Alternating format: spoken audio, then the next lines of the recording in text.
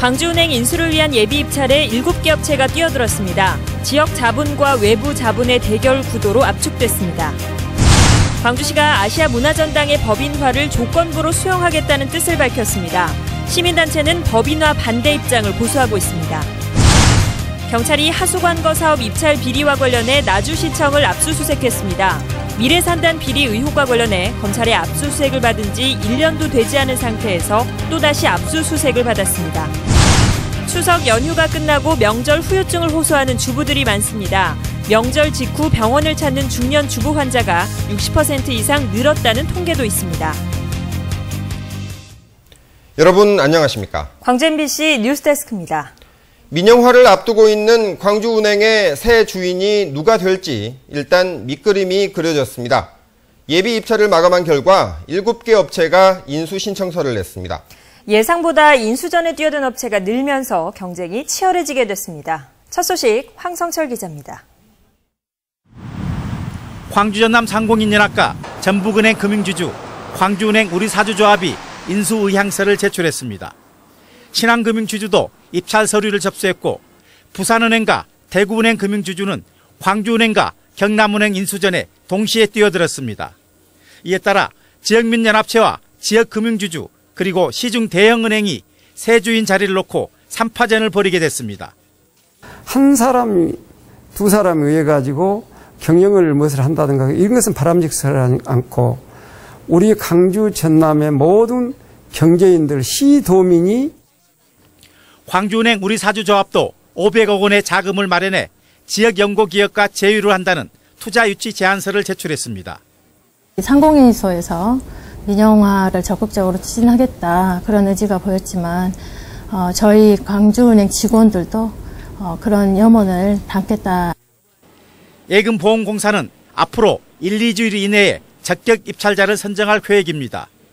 이후 매수 후보자 예비 실사를 거쳐 11월쯤 본입찰을 진행할 예정이어서 올 연말이나 내년 초 우선 협상자가 결정될 것으로 보입니다. 현재 정부는 문제의 소지를 없애고자 최고가 입찰 원칙을 정했습니다. 그러나 지역사회 기여도 등도 평가 배점에 포함돼 있어 변수로 작용할 전망입니다. 정부는 광주은행이 매각되지 않으면 우리은행에 편입하지 않고 예금보험공사의 자회사 형태로 남겨둘 방침입니다. MBC 뉴스 황성철입니다.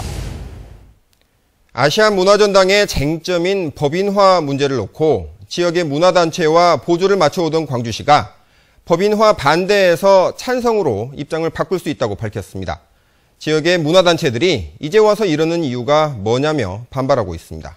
정영욱 기자가 취재했습니다. 정부가 지난 6월 아시아 문화전당 법인화를 위한 특별법을 입법 예고한 이후 광주시의 일관된 입장은 법인화 반대였습니다. 그런데 최근 갑자기 문화전당 운영비 지원을 조건으로 법인화를 검토할 수 있다며 입장을 바꿨습니다. 재정 확보가 된다면 법적으로 재정 확보가 확실하게 사전에 강구된다면 법인화도 검토할 수 있다. 법인화 반대에서 조건부 수용 의사를 밝힌 겁니다. 지난 17일 국무회의에서 문화전당 법인화법이 통과되자 전당 법인화를 현실적으로 막기 어렵다고 보고 국회 입법 과정에서 실리를 챙기자는 의도로 풀이됩니다. 만일에 법인화가 돼가지고 도저히 막을 수 없는 그런 어떤 뭐라고 하면 자 그럼 예산이라도 어떻게 살펴볼 수 있도록 해라. 어떻게 보면 마지노선의 얘기를. 하지만 광주시는 그동안 문화전당이 법인화되면 복합문화시설인 전당이 효율성을 강조하는 수익시설로 전락해 아시아 문화 거점 센터로서의 역할을 수행하기 힘들다고 거듭 강조해왔습니다. 이 같은 이유로 시민단체는 돈만 받아낸다고 근본적인 문제가 해결되진 않는다며 광주시의 입장 변화를 이해할 수 없다는 반응입니다.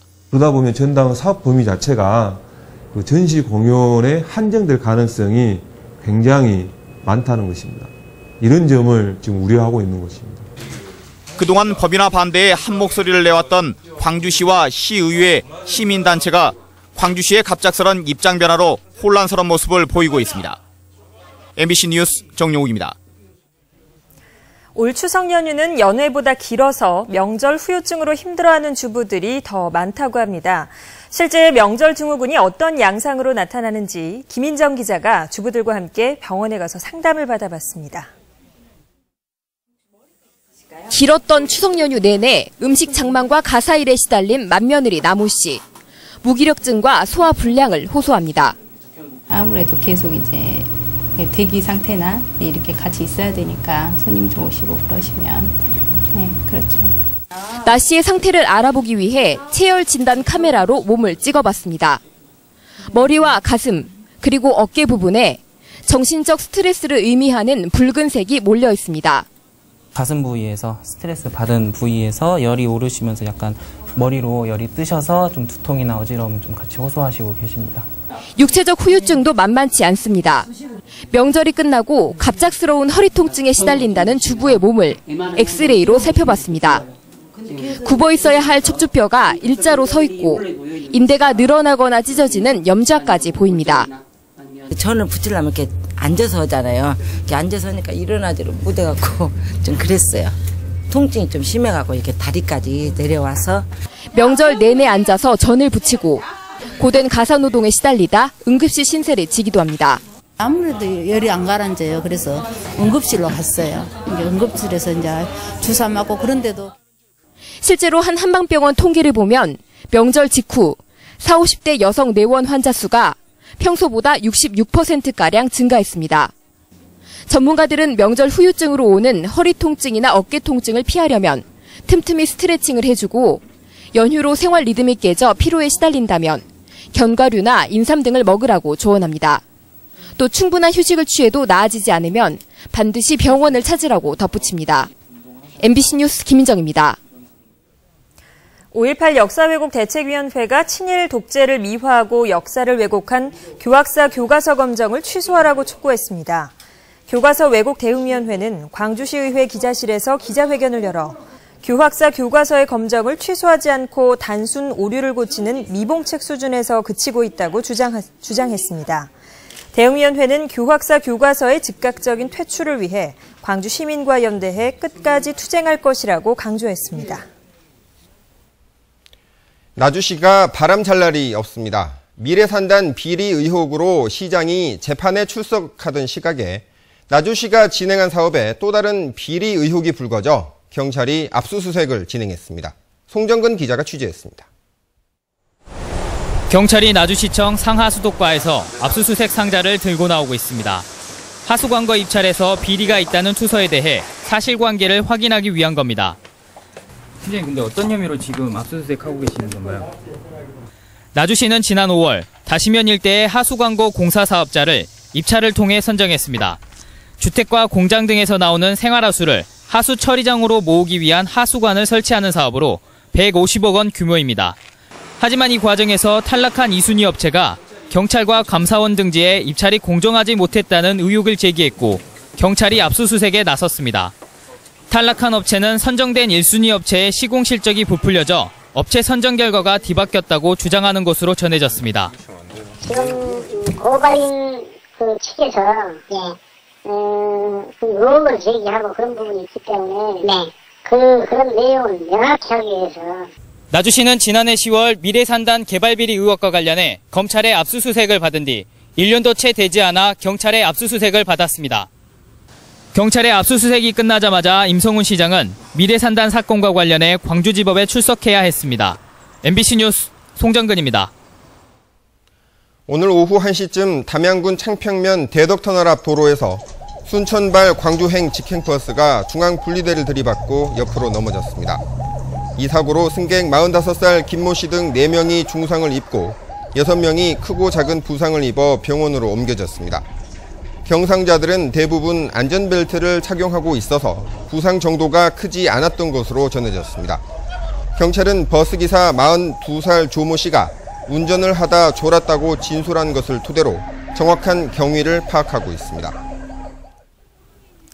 순천 정원박람회는 볼거리는 많은데 대부분 시설이 밖에 있어서 여름에 관람하기가 좀 힘든 게 사실이었죠. 산책하기 좋은 날씨에다가 박람회장도 가을을 맞춰 옷을 갈아입으면서 찾는 이들이 다시 늘고 있습니다. 김종태 기자입니다. 정원박람회장 산책로 옆으로 소담스럽게 핀 백일홍에 가을빛이 내려앉았습니다. 하루가 다르게 높아지는 청명한 하늘을 배경 삼아 아름답게 핀 꽃망울 속에 가을은 더욱 깊어지고 있습니다. 뜨거웠던 여름이 지나고 푸른색이었던 나뭇잎도 점차 붉은색으로 변해갑니다. 체험학습에 나선 학생들은 가을꽃의 정취에 흠뻑 취했습니다.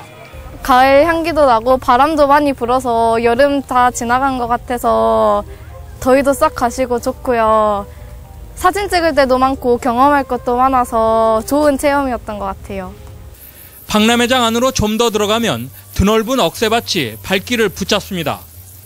억새군락은 일렁이는 파도처럼 산들바람에 춤을 추며 성큼 다가온 가을을 알립니다. 억새밭 사이를 따라 길게 뻗은 메타세콰이어 길을 걷다 보면 어느덧 시간 가는 줄 모릅니다.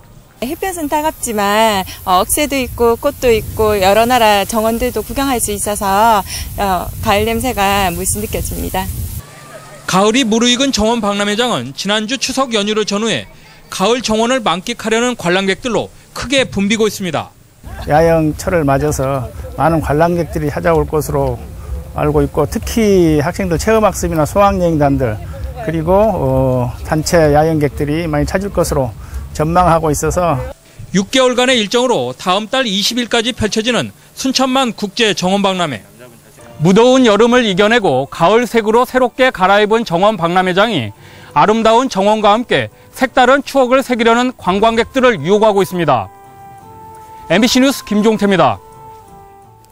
세계수영대회 공문서 위조 사건의 첫 공판에서 검찰과 변호인 측이 앞으로 치열한 공방을 예고했습니다. 오늘 광주지법에서 열린 첫 공판에서 검찰은 김윤석 사무총장과 광주시청 6급 공무원이 공모해 총리와 장관의 서명을 위조했고 이를 행사했다고 기소 취지를 밝혔습니다. 이에 대해 변호인들은 6급 직원 한모 씨가 서명을 위조한 사실은 인정하지만 고의성이 약하고 김윤석 총장이 위조로 공모하거나 승낙한 사실이 없다고 반박했습니다. 또 PDF 파일을 공문서로 볼 수 있는지와 위조된 서명이 들어간 공문서를 실제로 출력했는지 등을 놓고 검찰과 변호인의 주장이 엇갈려 앞으로 치열한 공방을 예고했습니다. 교직원으로부터 금품을 받고 해임된 교장이 같은 학교에 복직해 교사들이 반발하고 있습니다. 광주시 교육청에 따르면 금품 수수 혐의로 해임된 광주 모 초등학교 교장 A씨가 최근 교원소청 심사위원회로부터 정직 1개월로 징계를 감경받아 오늘부터 복직했습니다. 이에 대해 교장의 비리를 제보했던 교사들은 A씨와 같은 학교에 근무하는 것은 적절치 않다며 문제를 제기하고 있습니다. 서재홍 조선대 총장이 파행을 겪고 있는 이사회 정상화를 위해선 총장이 이사로 들어가야 한다고 밝혔습니다.